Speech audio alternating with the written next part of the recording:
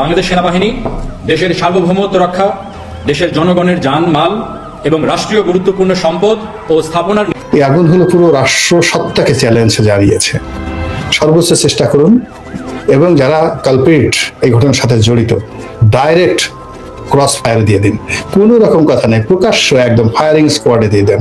কোনো রকম কে মানবাধিকার কমিশন কি বললো, জাতিসংঘ কি বললো, আমেরিকা কি বললো, ডাজ নট ম্যাটার। এই ঘটনার সাথে যারা জড়িত এবং প্রমাণিত তাদেরকে প্রকাশ্যে গুলির শব্দে প্রকম্পিত চারপাশ। বহির শত্রুর বিরুদ্ধে চলছে তীব্র লড়াই। সাজোয়া যান নিয়ে এগিয়ে যাচ্ছে বাংলাদেশ সেনাবাহিনী। একের পর এক আক্রমণে ধ্বংস হয় শত্রু বাহিনীর ঘাঁটি। ভারতকে উলঙ্গ করে দিয়েছেন তার জন্মলগ্ন থেকে। আর নরেন্দ্র মোদী হলেন একটা মানুষের ছায়া মাত্র, আসলে সে পশু একটা। আজকের সচিবালয়ে আগুন দিয়েছে।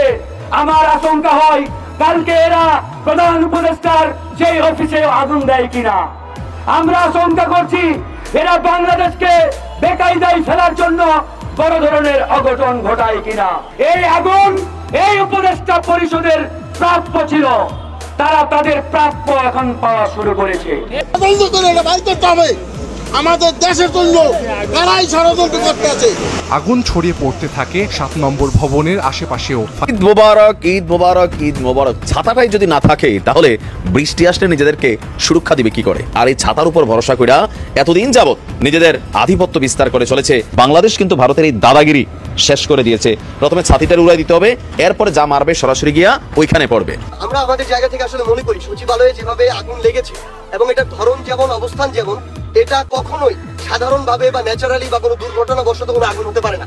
আমরা আমাদের জায়গা থেকে মনে করি একদম ষড়যন্ত্র করে প্ল্যান করে এই আগুনটি লাগানো হয়েছে। সচিবালয়ে আগুন দেওয়াতে কেঁপে গিয়েছে দেশের সর্বস্তরের জনগণ। এই বিষয়টাকে কেন্দ্র করে অনেক তথ্য কিন্তু সামাজিক যোগাযোগ মাধ্যমে ভাইরাল হয়ে গিয়েছে।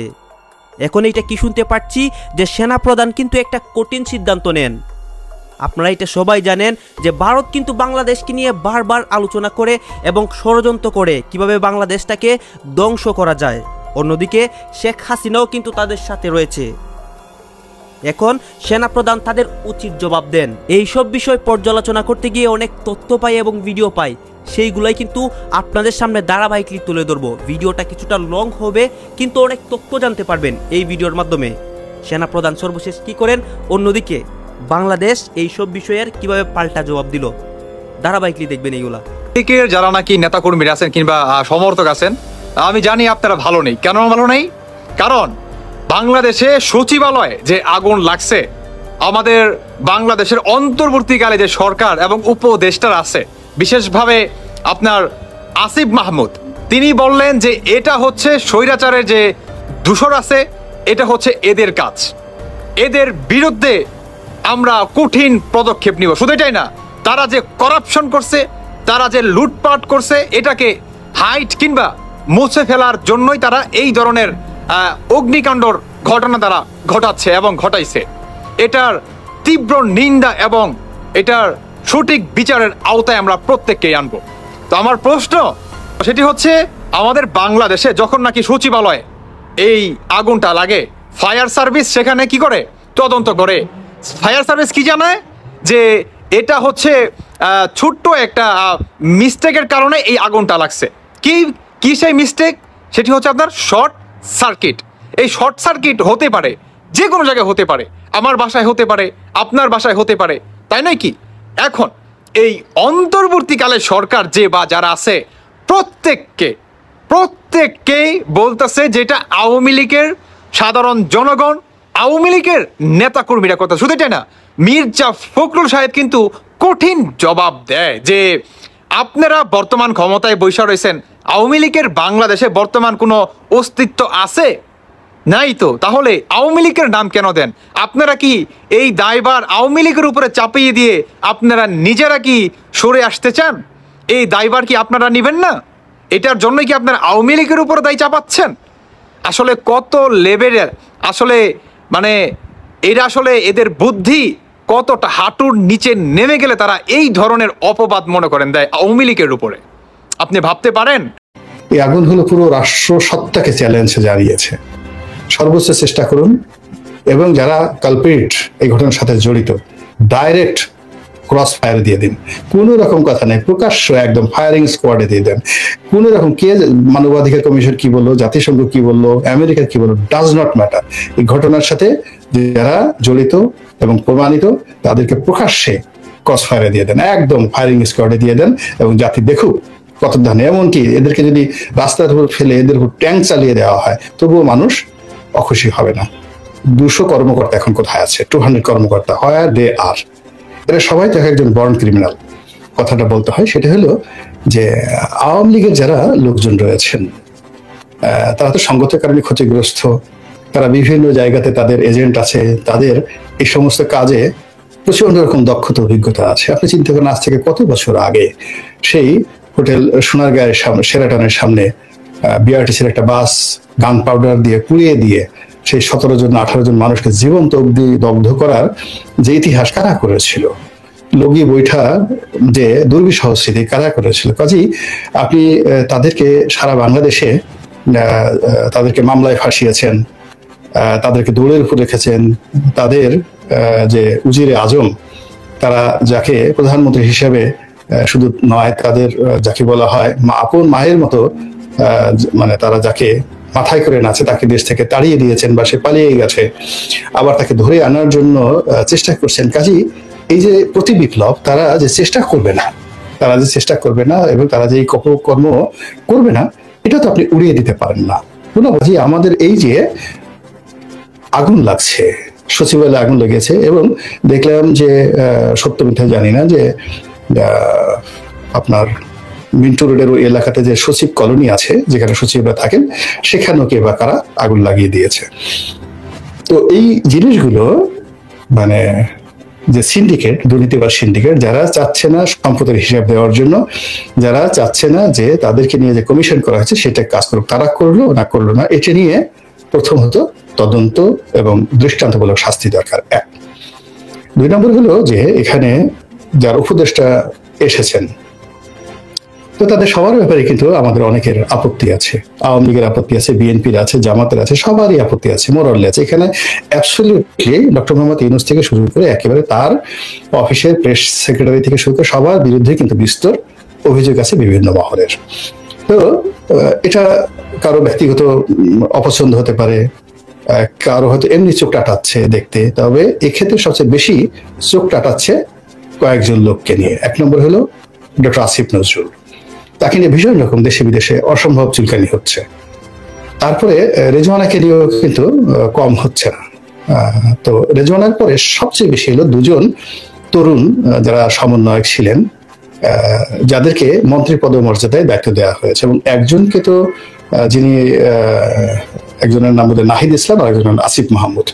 তো একজনকে তো সবচেয়ে বড় মন্ত্রণালয়, স্থানীয় সরকার, যেটিকে এলজিআরডি মিনিস্টার বলা হয়, যেটি সাধারণত ক্ষমতাসীন দলের যিনি জেনারেল সেক্রেটারি হন তাকে দেওয়া হয়। তো সেই মন্ত্রণালয় দেওয়া হয়েছে। তো এই 2 জনকে কেন্দ্র করে বেশিরভাগ মানুষের চোখ টাটাচ্ছে। এই বয়স অল্প, এত অল্প বয়স, এত বড় দায়িত্ব কি দেওয়ার দরকার ছিল? এদের জীবনটা খেয়ে দেওয়া হলো, এরা কি করছে? এদের ভুল ভ্রান্তি মানে ধরে ধরে এদেরকে গালাগাল করে শেষ করে দেওয়া হচ্ছে। কিন্তু বাস্তবতা হলো যে কয়জন উপদেষ্টা এই গত 4 মাসে পারফর্ম করেছেন, আমি যদি নম্বর দিতে বলেন তাহলে আমার কাছে মনে হয় যে দৃশ্যমান যোগাযোগ খাতে যিনি আছেন ফাউজুল করিম, ওনার কর্মকাণ্ড, কথাবার্তা, অ্যাক্টিভিটিস সবকিছুকে আমার কাছে আপ টু দ্য মার্ক মনে হচ্ছে। দ্বিতীয়ত, মিডিয়াকে ফেস করা ব্রিগেডিয়ার সাখাওয়াত সাহেব আছেন, তিনি কি করছেন না করছেন সেটা পরের ব্যাপার, বাট তিনি মুভমেন্ট করছেন, প্রচুর ঘোরাফেরা করছেন, মিডিয়ার সাথে কথাবার্তা বলছেন, এবং তার হাঁটাচলা দেখে মনে হচ্ছে তিনি কিছু একটা করার চেষ্টা করছেন। আর নীরবে নিভৃতে সত্যিকার অর্থে সাউন্ডলেস যে কাজ করে যাচ্ছেন এই 2 তরুণ, অর্থাৎ আসিফ মাহমুদ এবং নাহিদ ইসলাম। তো এই যে যেখানে আগুন লাগানো হয়েছে সেখানে মূলত এই 2 জনের অফিস রয়েছে, যুব ক্রীড়া মন্ত্রণালয়ের অফিস আছে, এলজিআরডি মিনিস্টারের অফিস রয়েছে, এবং সেখানে তাদের নথিপত্র, ফাইলপত্র পুড়িয়ে দেওয়া হয়েছে। এই গেল একটা বিষয়। এটা সরকারের এই 2 জন লোককে যারা পছন্দ করেন না, তো এই 2 জন লোকদেরকে যারা পছন্দ করেন না তাদের ক্ষেত্রে এটা হলো কিনা এটা দেখার বিষয়। যদি যাদের স্বাভাবিক বোধ আছে কিংবা একটু বুদ্ধি আছে, তারা এই আগুনকে কেবলই মাত্র সাধারণ আগুন তারা মনে করবেন না, এই আগুন আমাদের কপাল পোড়ানোর আগুন, এই আগুন আমাদের দেশকে জ্বালিয়ে পুড়ে ছারখার করে দেওয়ার আগুন, এই আগুন আমাদের স্বাধীনতা এবং সার্বভৌমত্বকে তছনছ করে দেওয়ার আগুন। সচিবালয় এখন উত্তপ্ত। এক নম্বর উত্তপ্ত হলো যে এই সিভিল সার্ভিসের যে প্রশাসনিক যে সংস্কার, এই সংস্কার নিয়ে সচিবালয়ের কর্মকর্তাদের সঙ্গে বর্তমান সরকারের একটা যাকে বলা হয় মুখোমুখি অবস্থান, এবং যিনি বা যারা এই সংস্কার করতে চাচ্ছেন, যেভাবে করতে চাচ্ছেন, এটা কর্মকর্তা কর্মচারীরা পছন্দ করছেন না। এটা গেল একটা সমস্যা। এটা নিয়ে সচিবালয় উত্তপ্ত এবং কর্মকর্তা কর্মচারী যারা আছেন তারা অশ্লীল অশ্রাব্য ভাষায়, বিদ্রোহাত্মক ভাষায়, একেবারে বিদ্রোহ বিপ্লবের মতো ভাষায় সরকারের যারা কর্তা ব্যক্তি তাদের পদত্যাগ দাবি করেছেন, তাদের বিরুদ্ধে স্লোগান দিচ্ছেন এবং কোনো অবস্থাতেই এই যে প্রশাসনিক সংস্কার এটা মেনে নিচ্ছেন না। এটা হলো প্রকাশ্য। অপ্রকাশ্য যে বিষয়টি রয়েছে সেটি হলো এই কর্মকর্তা কর্মচারীদের সম্পদের হিসাব চাওয়া হয়েছে এবং সেই হিসাব অনেকেই দিতে রাজি নন। এবং আপনারা জানেন যে আমাদের যারা সরকারি কর্মকর্তা কর্মচারী, সেটা বিএনপির জমানাতে বলেন, আওয়ামী লীগ এরশাদ জমানাতে বলেন, যেই লাউ সেই কদু। এর মধ্যে খুব অল্প সংখ্যক কর্মকর্তা কর্মচারী আছেন যারা সত্যিকার অর্থেই দেশপ্রেমিক, মানব প্রেমিক এবং এই রাষ্ট্রকে সেবা করাটাকে তারা ইবাদত মনে করেন। আর 99% কর্মকর্তা কর্মচারী তারা যে বেতন পান, বিশ্বাস করেন সেই বেতন দিয়ে ঢাকা শহরে তারা বাসা ভাড়াও, মানে যে পরিমাণ বাসা ভাড়ায় খরচ করেন সেই বাসা ভাড়া টাকাও হয় না। ডিপটি সেক্রেটারি লেভেলের কর্মকর্তা দেখা গেল মাসে 50 লাখ টাকা খরচ করছেন, ছেলে মেয়ে আমেরিকাতে পড়াশোনা করছে। কিংবা টিওনো পর্যায়ের কর্মকর্তা, উপজেলা এসিল্যান্ডের পর্যায়ের কর্মকর্তা, এমন অনেক কর্মকর্তা আছে মাসে কোটি টাকা তাদের আয় রোজগার রয়েছে। তো এটা সিভিল সার্ভিসের সাথে সাথে পুলিশের একজন ঢাকা শহরে ধানমন্ডিতে 10-12টা অ্যাপার্টমেন্ট রয়েছে, 1000 কোটি টাকার সম্পত্তি রয়েছে। এরকম পুলিশের ইন্সপেক্টর পদমর্যাদার কর্মকর্তা অনেক আছে, যারা ডিআইজি হয়েছেন, এডিশনাল আইজি হয়েছেন, কাস্টমসের যারা কমিশনার আছেন, বা ইভেন কাস্টমসের যারা সহকারী কমিশনার, এমনকি ইন্সপেক্টর, আয়কর বিভাগ থেকে শুরু করে অন্য বিভাগ ইন্সপেক্টর, অনেকের বিরুদ্ধে 1000 কোটি টাকা লোপাট করার অভিযোগ আছে। তার সঙ্গে সঙ্গে একেবারে পিয়ন, দেখা গেল যে ডিসি সাহেবের পিয়ন, তারপরে সচিব সাহেবের গানম্যান, এদেরকেও 100 কোটি টাকার মালিক বানিয়ে দিয়েছে এই দুর্নীতি বা চক্র। এবং এই চক্রটা এত শক্তিশালী যে সরকার পরিবর্তন হয়, পাকিস্তান থেকে স্বাধীন বাংলাদেশ হলো, এই চক্রটার 19-20 হয়নি, হাতে গোনা কিছু আয়ুবাস হয়েছে। যেমন ধরুন আওয়ামী লীগ চলে গিয়েছে, আপনি হয়তো 50-60 জনকে গ্রেপ্তার করেছেন, 400-500 লোককে সাইড লাইনে নিয়েছেন, 200-300 লোককে ওএসডি করেছেন, কিন্তু এই যে বিশাল কর্মী বাহিনীর যে অংশটি যারা দুর্নীতির সাথে জড়িত, তারা কিন্তু নিজেদেরকে যাকে বলা হয় একেবারে এমনভাবে একীভূত করে ফেলেছেন। যা একটা উদাহরণ দেই, একজন সচিব পদমর্যাদার কর্মকর্তা এবং একজন এডিশনাল সচিব পদমর্যাদার কর্মকর্তা, দুজনকে আমি চিনি। তারা আওয়ামী লীগ জমানাতে সবচেয়ে সুবিধাভোগী। তারা হঠাৎ করে একদিন আমার সঙ্গে দেখা হলো, তাও মসজিদে না অন্য কোথাও যেন। তো তারা বললেন যে স্যার, একটা ভালো সুসংবাদ আছে, আমি সম্ভবত প্রধান উপদেষ্টার সচিব হচ্ছি, বা আমি প্রধান উপদেষ্টার কার্যালয়ে আমি যাচ্ছি। তা আমি খুব অবাক বিষয়ে তাকালাম যে এই লোক বলে কি। মানে গতকাল পর্যন্ত শেখ হাসিনা মাননীয় প্রধানমন্ত্রী সাবেক, তার 5টা রীতিমতো প্রাণী ছিল, সে এখন 15 দিন হয়ে সারতে পারেনি, সে কি করে প্রধান উপদেষ্টার কার্যালয়ে ঢোকার কথা কল্পনা করতে পারে। কিন্তু এখন বাস্তবে গিয়ে দেখেন যে অনেক অনেক মানুষ এত প্রাইস পোস্টিং পেয়ে গেছে। আচ্ছা, আপনি চিন্তা করেন তো যে বাংলাদেশের 3টি নির্বাচনে 64টা জেলায় যদি হয় 3-7 একর 200-র মতো ডিসি 14 সনে দায়িত্ব পালন করেছে, 18তে পালন করেছে, 24-এ পালন করেছে। এই 200 কর্মকর্তা এখন কোথায় আছে? 200 কর্মকর্তা, হোয়ার দে আর? এরা সবাই তো একজন বর্ন ক্রিমিনাল, সাথে উড়িয়ে দিতে পারেন না। এটি হলো একটা বিষয়। এরপরে যেটি আছে সেটি হলো যে ডক্টর মোহাম্মদ ইউনূসের এই কর্মকাণ্ড গত 4 মাসে হয়তো অনেকের পছন্দ হয়নি। সংক্রান্ত ঘটনা ছিল 5টি, সরকারি সংস্থা অথবা অফিস সংক্রান্ত 3টি, রাজনৈতিক কোন্দল 7টি এবং অন্যান্য বিভিন্ন ধরনের ঘটনা ছিল 30টি। এর মধ্যে উল্লেখযোগ্য ছিল গত 18 ডিসেম্বর 2024 তারিখে টঙ্গীতে ইস্তেমার মাঠে অবস্থানকে কেন্দ্র করে তাবলিগ জামাতের দুই দলের মধ্যে সংঘর্ষ প্রশমন করা, যেখান থেকে পরবর্তীতে সেনা সদস্যরা 92 জন শিশু এবং 66 জন আক্রান্ত ব্যক্তিকে উদ্ধার করে। এছাড়া 19 নভেম্বর 2024 তারিখে কেরানীগঞ্জে রূপালী ব্যাংকে ডাকাতির চেষ্টার ঘটনায় সেনাবাহিনীর সদস্যরা পুলিশকে প্রত্যক্ষ সহায়তা প্রদান করে, যার ফলে কোনো দুর্ঘটনা ছাড়াই দ্রুত ঘটনাটি নিয়ন্ত্রণে আনা সম্ভব হয়। বিগত এক মাসে যৌথ অভিযানে 200 জন মাদক ব্যবসায়ী অথবা মাদকের সাথে সংশ্লিষ্ট ব্যক্তিকে গ্রেফতার করা হয়েছে এবং উল্লেখযোগ্য পরিমাণ অবৈধ মাদকদ্রব্য যেমন ইয়াবা, ফেন্সিডিল, অবৈধ মদ ইত্যাদি উদ্ধার করা হয়েছে। সব মিলিয়ে বিগত এক মাসে বিভিন্ন ধরনের অপরাধের সাথে সম্পৃক্ত মোট 1405 জন ব্যক্তিকে দেশের বিভিন্ন স্থান থেকে গ্রেফতার করা হয়েছে। সারা দেশে সদ্য সমাপ্ত খ্রিস্টান ধর্মাবলম্বীদের বড়দিন উৎসব যেন নিরাপদে পালিত হতে পারে, সেজন্য সেনাবাহিনী, অন্যান্য আইন শৃঙ্খলা রক্ষাকারী বাহিনী এবং ধর্মীয় নেতৃবৃন্দের সাথে সম্পৃক্ত হয়ে দায়িত্ব পালন করেছে এবং দেশব্যাপী মোট 4241টি গির্জায় কোনো দুর্ঘটনা ছাড়াই বড়দিন উৎসব পালিত হয়েছে। এ সকল কাজের পাশাপাশি সেনাবাহিনী দেশে সাম্প্রদায়িক সম্প্রীতি বজায় রাখা, বিদেশি কূটনীতিক ব্যক্তি ও দূতাবাসগুলোর নিরাপত্তা নিশ্চিত করা, পার্বত্য চট্টগ্রামে শান্তি শৃঙ্খলা বজায় রাখা এবং কক্সবাজার এলাকায় এফডিএমএন ক্যাম্প এলাকার নিরাপত্তা বিধান করার দায়িত্ব সার্বক্ষণিকভাবে পালন করে যাচ্ছে।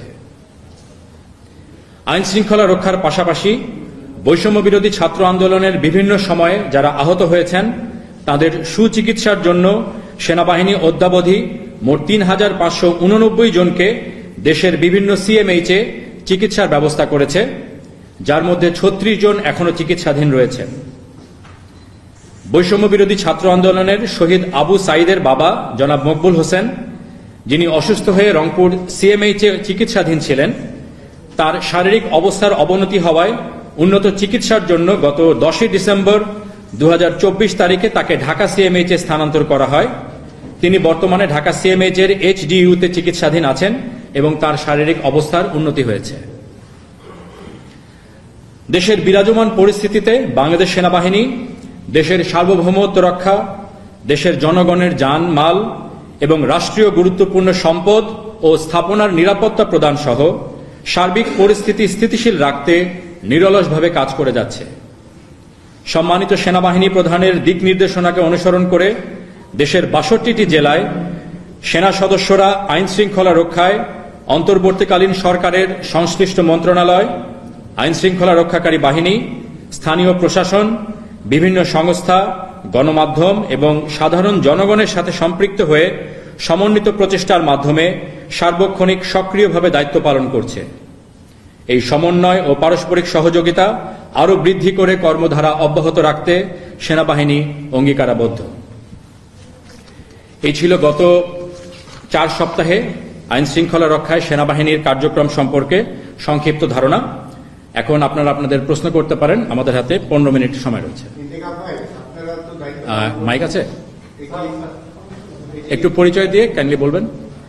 মাইকটা ইউজ করতে হবে। আচ্ছা, কতদিন দায়িত্ব পালন করবে এটার ব্যাপারে আমরা ইতিপূর্বে একবার বলেছি যে এটা সেনাবাহিনী মোতায়েন হয়েছে সরকারের সিদ্ধান্তে। সো সরকারের সিদ্ধান্তেই সেনাবাহিনী প্রত্যাহার করা হবে। এখন এটার বিচার সরকার করবেন যে কতদিন দরকার। চাপ,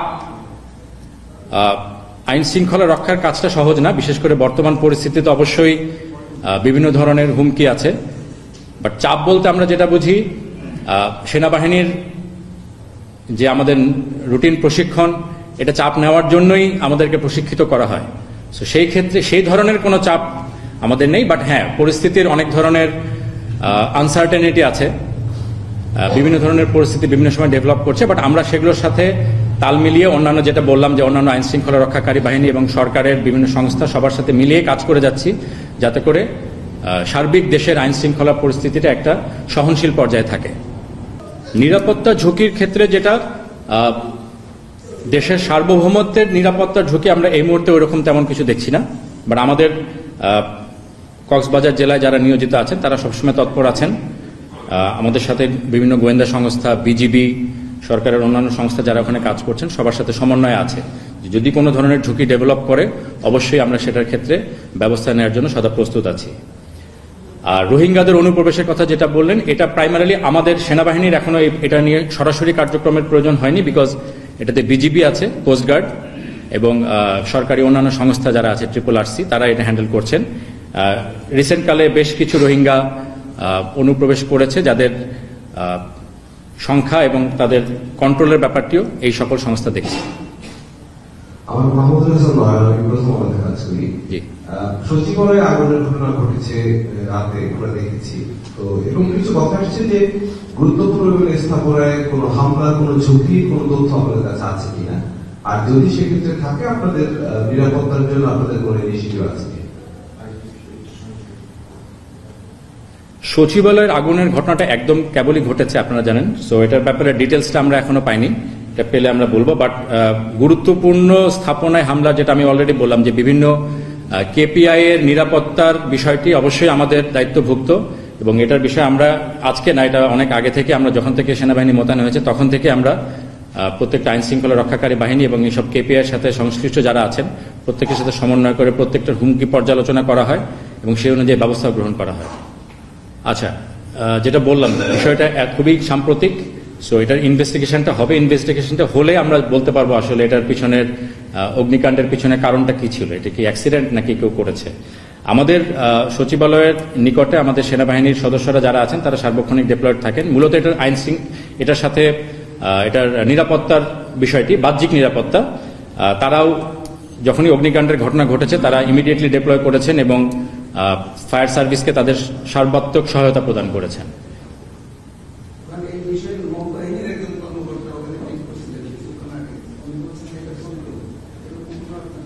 আচ্ছা, আমার কাছে এই ইনফরমেশনটা এখনো নেই, এটা হয়তো আপনাদেরকে প্রেস ব্রিফিং করে পরবর্তীতে জানানো হবে। আমি কাজ করি বান্দরবানের লামায় গত কয়েকদিনে কয়েকটা আগুনের ঘটনা ঘটেছে, সেই বিষয়ে আপনাদের পদক্ষেপ বা কোনো ধরনের আপনাদের ছিল কিনা, ইন্টেলিজেন্স তথ্য ছিল কিনা?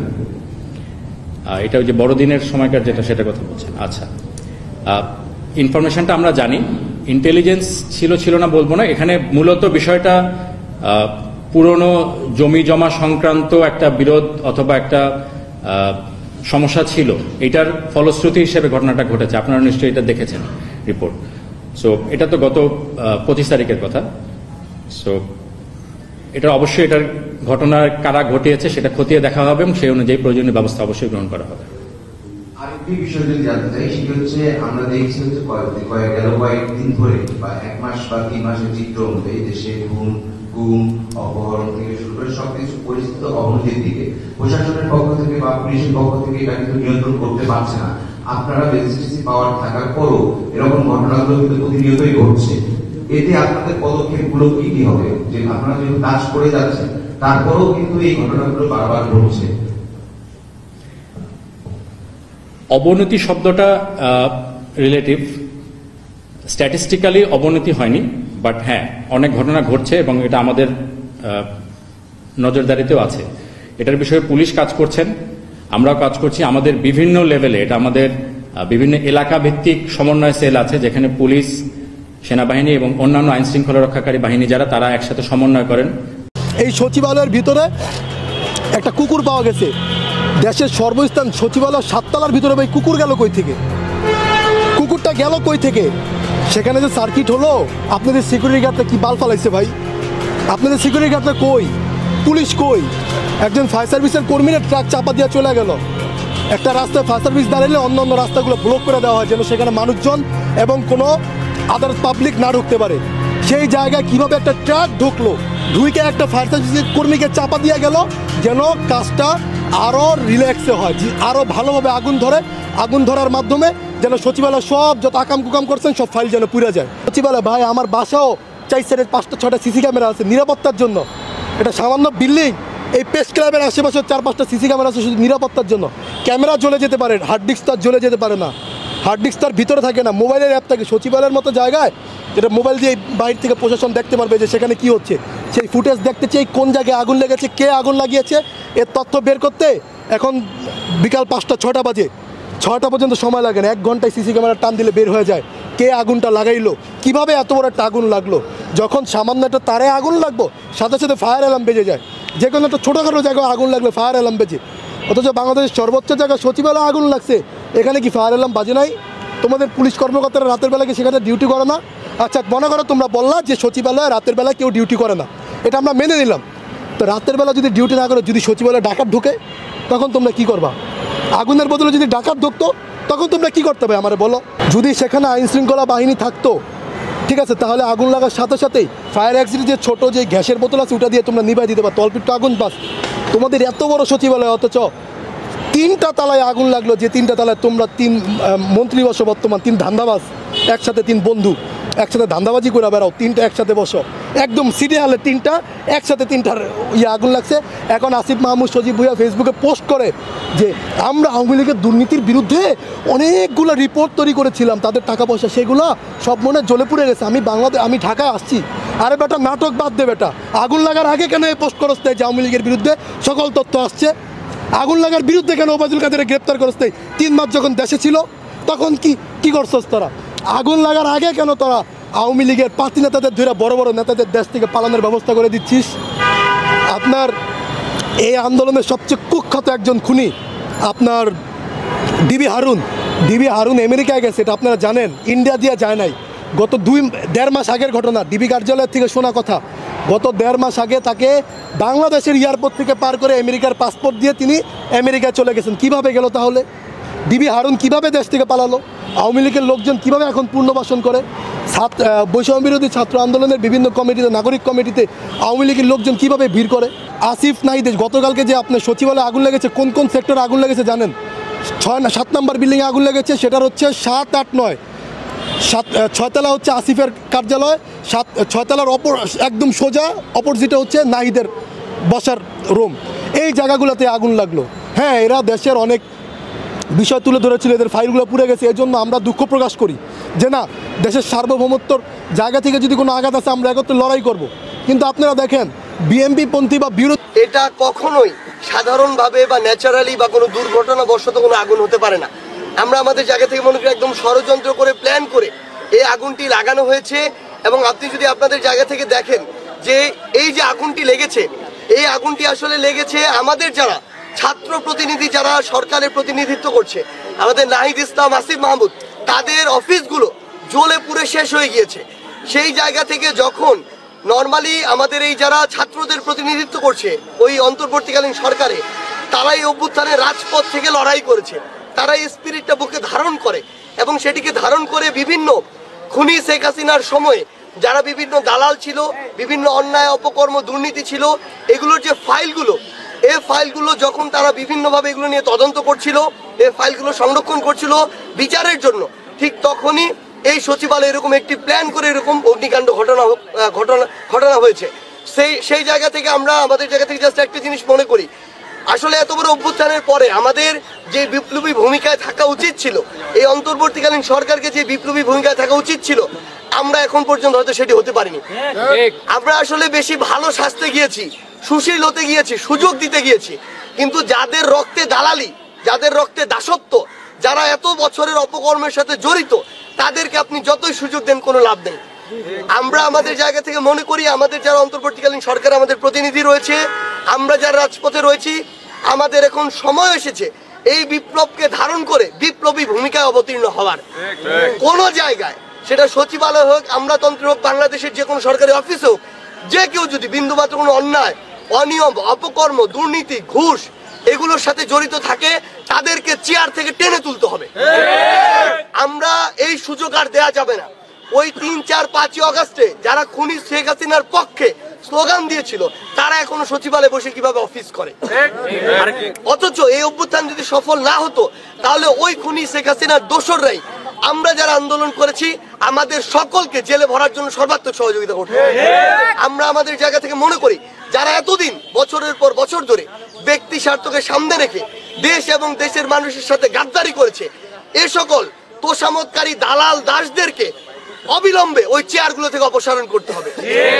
এবং আমরা এই অভ্যুত্থানের স্পিরিটকে ধারণ করে আগামীর বাংলাদেশে অনেক ষড়যন্ত্র হবে, অলরেডিও হচ্ছে, এগুলোকে যদি আমরা ঐক্যবদ্ধভাবে প্রতিহত করতে না পারি, তাহলে ওই খুনিদের আবার পদচারণা এই বাংলাদেশে দেখা যাবে। সেই জায়গা থেকে এই সচিবালয়ের এই ঘটনার একদম সুষ্ঠু তদন্ত করতে হবে, তদন্ত করে তাদেরকে দৃশ্যমান বিচারের আওতায় আনতে হবে, এবং এরকম ঘটনা আর যেন না হয় সেটার জন্য অন্তর্বর্তীকালীন সরকার এবং যারা রাজপথে রয়েছে তাদেরকে তাদের জায়গা থেকে সর্বোচ্চ যেই ভূমিকা পালন করার দরকার সেটি পালন করতে হবে। আরেকটা বিষয় হলো ভারতের আর বাংলা টিভি বাংলাদেশের বিশেষ করে পঞ্চগড়কে নিয়ে বারবার মিথ্যাচার করছে এবং অপপ্রচার চালাচ্ছে, খুব গুজব ছড়াচ্ছে। এই বিষয়গুলো নিয়ে আপনারা কথা বলেছেন কিনা, বা ভারতীয় হাইকমিশন বা আমাদের সরকার উচ্চ পর্যায়ে? পঞ্চগড় নিয়ে কি গুজব ছড়াচ্ছে?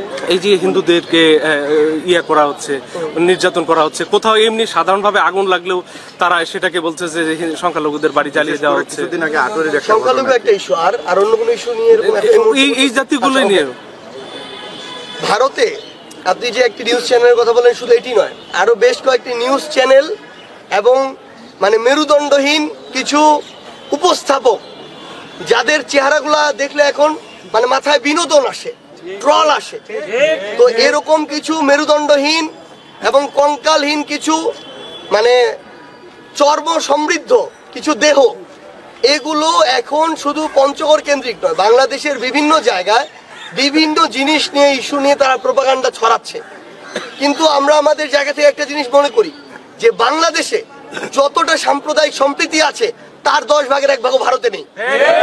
এই বাংলাদেশে আমার হিন্দু ধর্মাবলম্বী সনাতন ধর্মাবলম্বী ভাইরা যতটা নিরাপদ, আমরা যতটা ভাই বন্ধুর মতো থাকি, ওই ভারতে মুসলমানরা কোনোদিন ততটা নিরাপত্তা পায়নি। এই মোদি সে একজন উগ্র সাম্প্রদায়িক একজন প্রধানমন্ত্রী এবং সে গুজরাটে মুসলমানদের রক্তের উপর দিয়ে ক্ষমতা এসেছে। আমরা আমাদের জায়গা থেকে স্পষ্ট করে একটা কথা বলি, এখানে আমরা সবাই ভাই, আমাদের ভিতরে সাম্প্রদায়িক সম্প্রীতি থাকবে।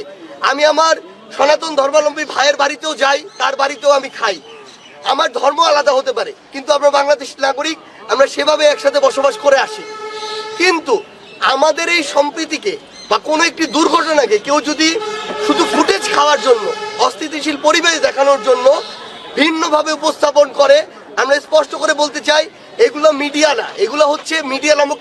গাজা প্রথম দেখলেন এখানে কি কথা হচ্ছে, অনেকে কিন্তু অনেক কথা বলতেছে এই সচিবালয়ের আগুনকে কেন্দ্র করে। সরাসরি কিন্তু হাসিনাকেও দোষ দেওয়া হচ্ছে, হাসিনার ছেলে জয়কেও দোষ দেওয়া হচ্ছে, অনেকে আলোচনা করতেছে, সমালোচনা করতেছে। অন্যদিকে সেনাপ্রধান এবং সেনাবাহিনী কিন্তু অনেক কথা বলে যে তারা দেশটাকে পরিস্থিতি স্বাভাবিক করবে, এবং অন্যদিকে ভারত কিন্তু বাংলাদেশকে নিয়ে বারবার প্রপাগান্ডা করে, আপনারা তো সবাই জানেন। এইটার বিষয়ে কিন্তু সবাই বর্তমানে প্রতিবাদ জানাচ্ছে। অন্যদিকে ভারতকে কিভাবে উপযুক্ত পাল্টা দেওয়া যায় এইটাও কিন্তু সাধারণ মানুষরা বলতেছে এবং নেতাকর্মীরাও বলতেছে। দর্শক শ্রোতা, এতক্ষণ আপনাদেরকে যা কিছু দেখিয়েছি সবকিছু কিন্তু আমরা সোশ্যাল মিডিয়া থেকে সংগ্রহ করেছি, এখানে আমাদের নিজস্ব কোনো মন্তব্য নেই। এইসব দেখে আপনাদের মন্তব্য কি, এটা কিন্তু আপনারা অবশ্যই কমেন্ট বক্সে লিখে যাবেন, এবং আপনাদের কাছে আমার একটা রিকোয়েস্ট থাকবে, আমার চ্যানেলটি সাবস্ক্রাইব করবেন এবং পাশে থাকা বেল আইকনটি অবশ্যই বাজিয়ে যাবেন, যাতে করে নেক্সট ভিডিওটা সবার আগে আপনাদের কাছে পৌঁছায়। ধন্যবাদ।